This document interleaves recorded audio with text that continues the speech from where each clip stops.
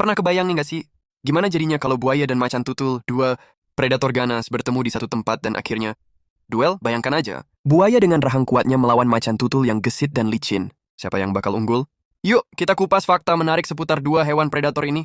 Pertama coba kita lihat buaya. Buaya dikenal dengan gigitan super kuat. Bayangkan, kekuatan rahang buaya itu bisa mencapai lebih dari 3.000 PSI. Ini tuh setara dengan berat mobil kecil yang menghantam satu titik. Jadi kalau buaya udah mengunci mangsanya, hampir nggak ada kesempatan buat kabur. Apalagi buaya itu tipe penyergap, mereka sabar menunggu mangsanya lengah sebelum melakukan serangan mendadak.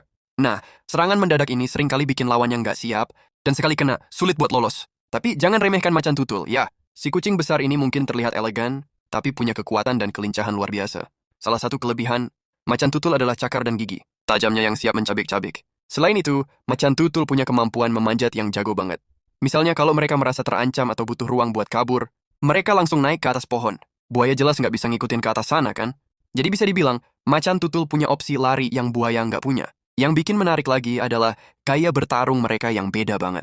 Buaya itu lebih suka serangan jarak dekat, mendekam diam-diam di dalam air atau lumpur, nunggu waktu tepat buat nyerang. Sedangkan macan tutul lebih proaktif dan fleksibel.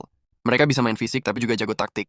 Macan tutul itu pintar nunggu momen yang pas buat menyerang bagian tubuh yang lemah, misalnya bagian mata atau leher. Kalau buaya sampai terkena cakar macan tutul di tempat-tempat sensitif itu, bisa jadi masalah besar buat si reptil.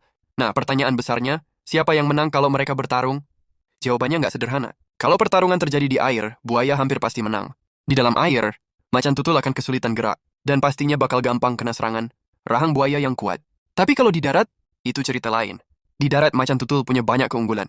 Mereka bisa lebih cepat, lebih gesit, dan tentu saja punya kemampuan kabur yang buaya nggak punya.